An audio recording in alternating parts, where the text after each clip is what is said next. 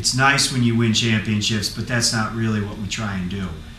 What we try and do is teach the kids to work toward a common goal, to put in more effort than they might ordinarily do in their everyday lives, so that they learn a lot about going the extra mile, getting up early, working a little late, but there's a bigger picture here. So, you know, the goal is to teach kids a better work ethic, good teamwork, leadership skills. On the first day, you tell kids, hey, I'm going to teach you the secret. And they keep asking you what the secret is. And about 3/4 of the way through the season, you tell them, you've learned the secret. What is it, Coach? It's hard work.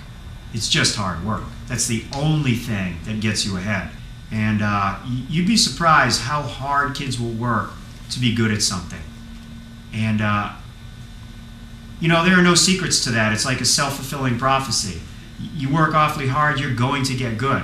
But you have to cross that threshold first. And I think kids are willing to do that to be part of a team that's experienced success. Well, next year I'm actually going to medical school, and I would not have been able to do that if I hadn't learned how to work really hard.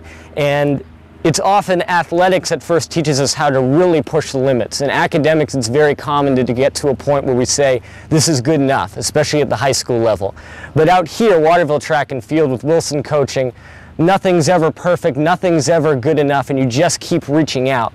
And it was from athletics that I learned how to do that, and that enabled me to push myself academically to places I wouldn't have been able to solely on the preparation for Waterville High School.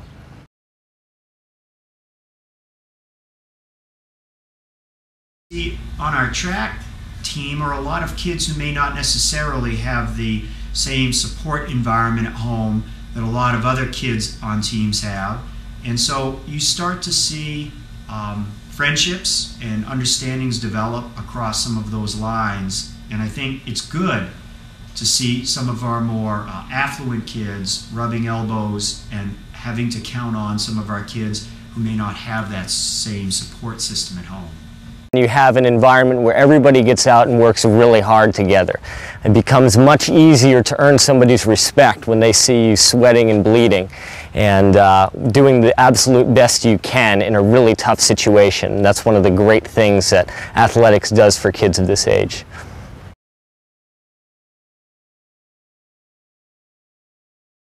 So as a freshman, I was maybe 5'10", 240 pounds. And since participating in the track program and lifting and working out with them, right now I'm probably almost 6 feet and 215 pounds. I used to be pretty fat, and although I'm not really that small now, I'm a lot better. I'm in a lot better shape than I was before. My overall fitness has gotten a lot better.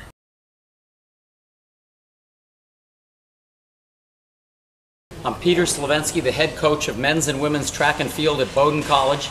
I've been at Bowdoin for 23 years, and for 23 years at this field house we've hosted great high school track meets. And of all the teams that come through here, Brunswick, South Portland, Cheverus, Lewiston, Edward Little, the team with the best spirit, the best enthusiasm, and the most helpful team year in, year out, year after year is Waterville High School. At the end of our meets, I go around to the high schools and I look for people to help us move some equipment back into place. There's a lot of heavy lifting that has to be done. We probably need 20 students at the end of every meet. Without exception, the team that gives us the best response is Waterville. The athletes are enthusiastic, very helpful, always willing to help us clean up the field house. The other teams, they're more like regular teenagers. You can also see Waterville athletes sacrificing their own individual interests for the good of the team. There's a lot of sacrifice among the Waterville athletes, and that's why as a team they're so outstanding year after year. What I can tell you is a program like Waterville, those kids deserve to have safe facilities, they deserve to have solid facilities, because they're going up against teams like Cape Elizabeth and Greeley, who are going to have top-of-the-line facilities.